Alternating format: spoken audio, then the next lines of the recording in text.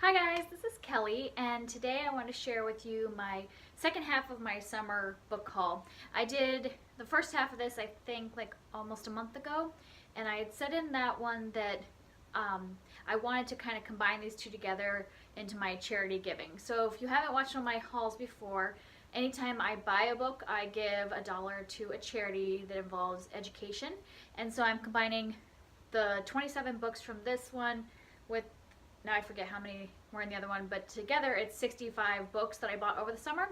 And so the charity I chose to give that $65 to for the 65 books is a charity called Made by Dyslexia.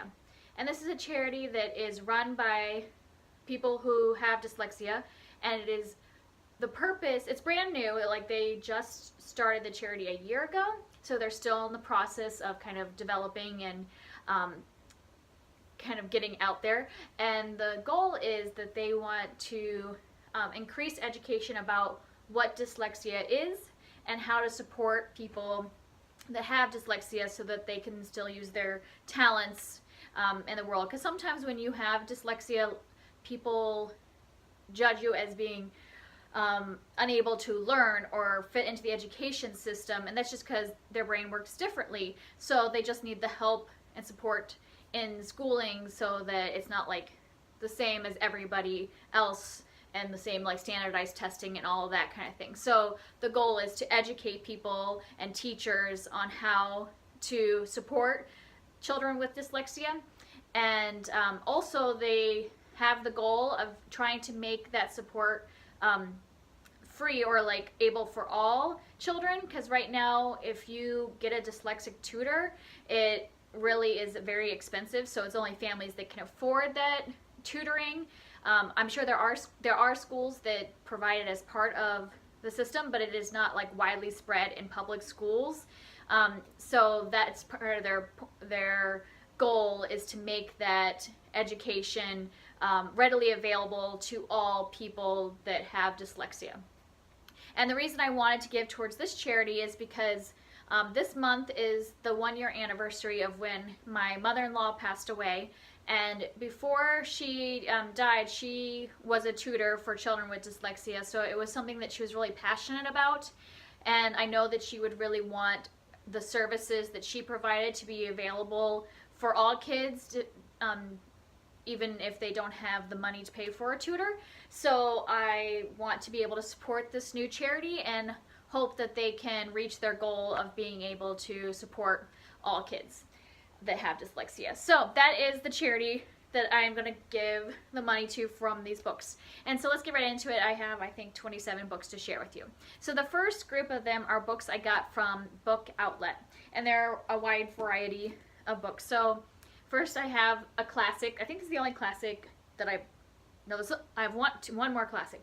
So this is one of the only classics I bought, and this is Far from the Madding Crowd by Thomas Hardy. And this is about a girl named Bathsheba, and she is a headstrong young woman, and I guess she gets several suitors in her life, and her kind of dealing with these different men whilst trying to maintain her independence in a time that probably doesn't really respect women as being independent.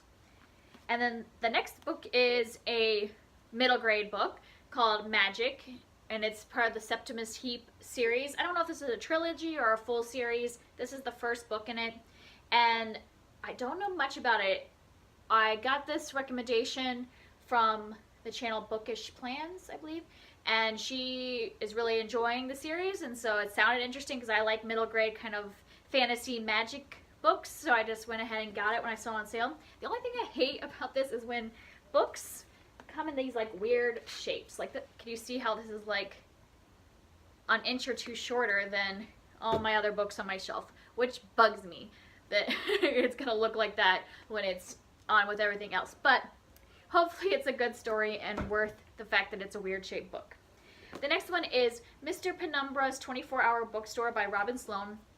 And this seems like kind of a mystery kind of book. It's about a man who takes a night shift in this 24-hour bookstore and finds that there's weird things going on with the patrons, and maybe the bookstore is more than what he thinks. And so it sounds kind of mysterious and interesting because it's a bookstore. The next one is Radio Silence by Alice Oseman, and I hear a ton of people talking about this, but I don't fully understand what it's about. It seems to be about Francis, who is is a fan of a podcast, and then finally meets the person that runs the podcast, and they've developed a friendship. But that doesn't necessarily sound that interesting, but everybody says that it's spectacular that I've heard actually read it. They have just like praised it, so I thought I'll try it since everybody seems to really enjoy it that reads it. The next one is The Star of Kazan by Ava Ibbotson. This is a middle grade novel, I believe, or at least a young adult. I'm not sure which one.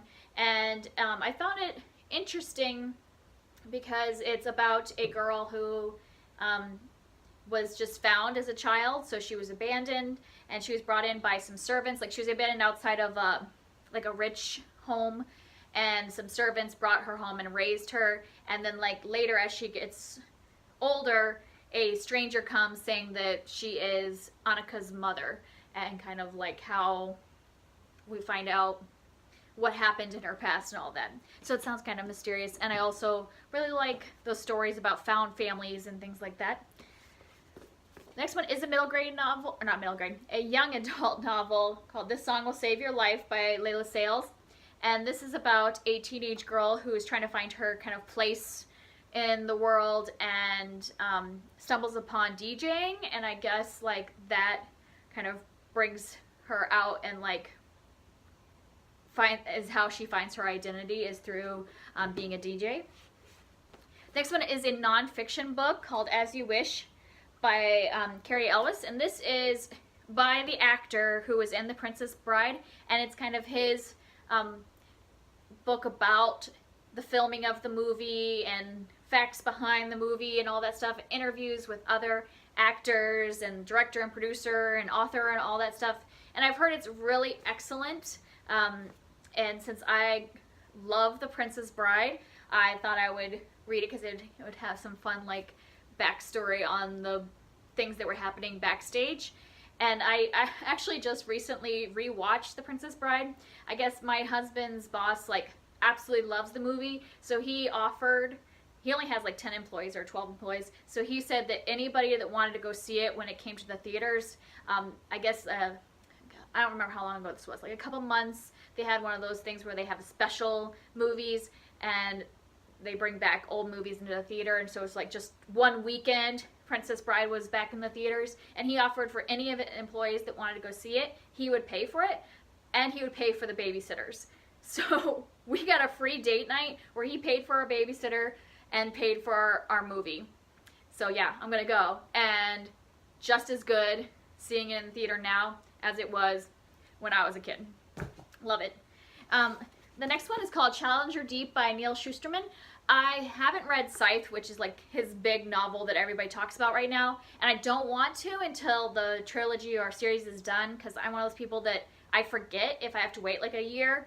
So I'm just going to wait on that, but I thought everybody talks about how good of the writing is and all that stuff, or how interesting it is, so I thought I would try another one of his novels so that I could kind of see if I like his writing before Scythe is finished. And then once that series is all done, then I can read it, and I won't have to worry about like keeping up with it. And this one, I don't really know what it's about, because when you read the description, it doesn't make much sense.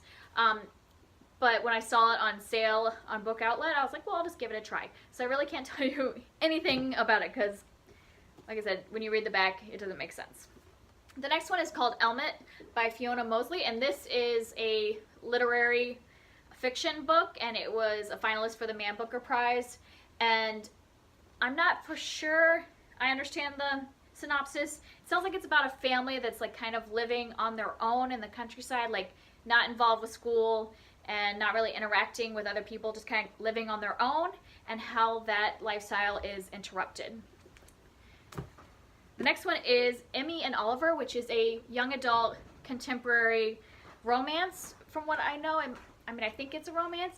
It's about these two high schoolers, and I guess they used to be best friends when they were younger, but then Oliver was kidnapped 10 years ago when they were kids, and he is finally back, and how they like are becoming friends again, maybe more than friends. I'm not quite sure if there is a romance or not.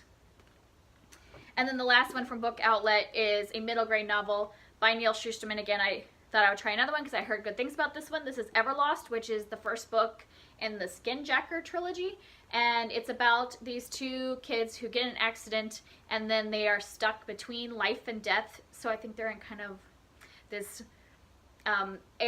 like limbo called Everlost. And I guess it's a magical place and they're trying to find their way back instead of moving on.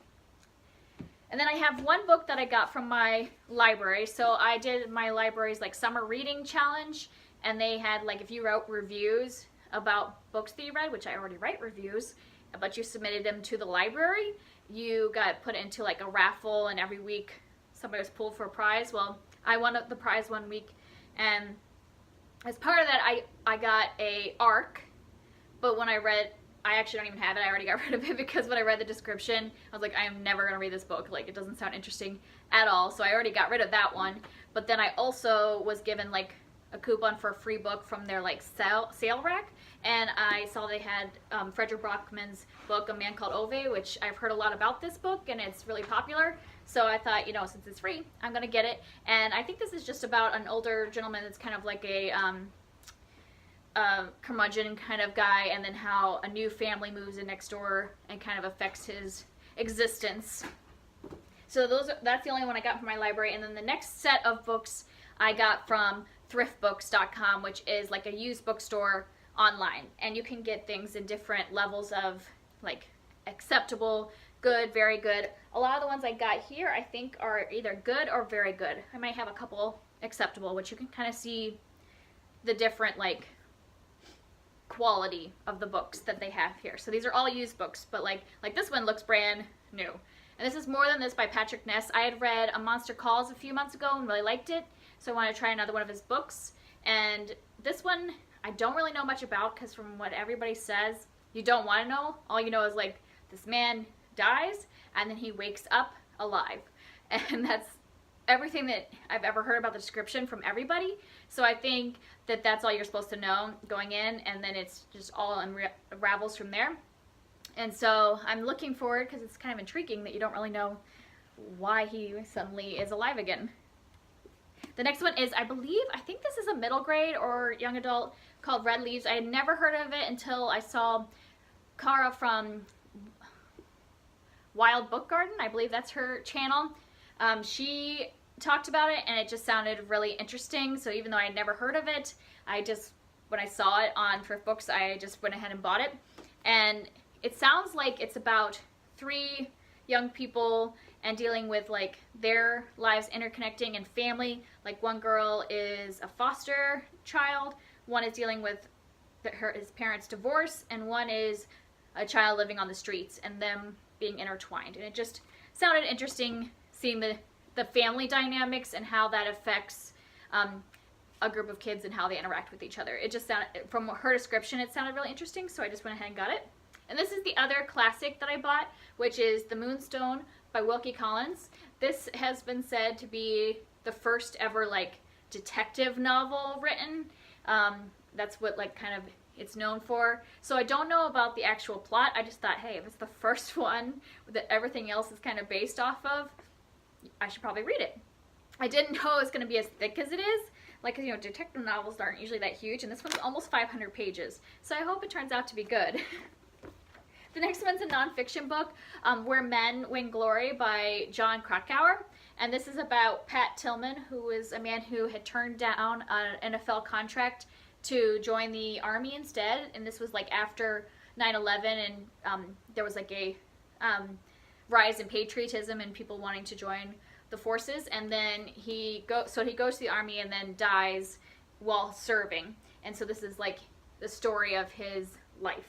And it says that on the description on the front, so it's not a spoiler. I don't think that he dies because they put it right on the front of the book. The next one is another nonfiction called The Professor and the Madman. And this sounds really interesting. It's about the creation of the Oxford English Dictionary. And it's about the 2 men that kind of like contributed to that. And so one is the head of the committee that's writing the dictionary, who is Professor James Murray. And then they asked for people to submit definitions, and they got, from one person, they got 10,000 definitions, so they wanted to like talk to this guy and like honor him, and they find out that this man is actually an inmate at an asylum for the criminally insane. So that's why it's called The Professor and the Madman. And I'm assuming we learn more about these two and whatever kind of working relationship they have while writing the dictionary. The next one is Homegoing by Ya Gyasi, and this is about two half-sisters who were born in Ghana and were separated, and one ended up marrying an English man and living a wealthy life, or a comfortable life at least, and the other one was sold into slavery. And this takes place like a long time ago, and then goes through all the like different generations afterwards, and kind of how having a history of slavery affects a family, and like how those two girls that could be born at the same time and place and being separate, living much different lives, how that affects their ancestors too. And I've heard this is an excellent book, so I'm excited to read that. The next one's kind of funny. I'll tell you about. So it's called The Unholy Night by Seth Grahame-Smith. And the reason I got this is because last year my mom gave me the book Abraham Lincoln, the Vampire Slayer, Vampire Hunter. I can't remember which word it is, but by the same person. And when she gave it to me, she's like, I know, sounds ridiculous, but just read it. And I read it, and I actually loved it. It was like one of those books that I was completely surprised. I never would have thought I would loved it if she hadn't like told me to read it. But it was awesome because it was a lot about actually Abraham Lincoln's life, and then just vampire hunting thrown in there. So there's a lot of action, but real stuff that happened to Abraham Lincoln, not the vampire stuff, but like he does like put a lot of real things that happened in Lincoln's life. And so it's like you're learning at the same time as being in an action like horror book. I don't know, it was really weird, but I read it in like 2 days, couldn't put it down, and then immediately gave it to somebody else to read because I just thought it was so fun. So when I saw this book by him, I was like, I'm gonna give it a try. And what it is, it's about the three wise men, like from like the nativity, from like the Jesus's birth story, and it's him imagining that the three wise men, like there isn't a lot about them in the Bible, so like imagining what their backstory is, and what if they were actually murderous thieves instead of kings. So I'm assuming there's going to be a lot of like some historical things, but then also some like completely crazy stuff happening at the same time. So I'm sure it'll be fun no matter what. And then let me move my book step closer. The next one is a middle grade novel called The Ocean Within by V.M. Caldwell. And I like to read books about kids in the foster care system or adoptive families. And one of my subscribers knew that, and so she recommended this book because it's about a girl who goes to live with a foster family, and she's been in the foster care system for a long time, so she doesn't really want to connect with this family, thinking she's just going to leave, and kind of like what happens with her and that family.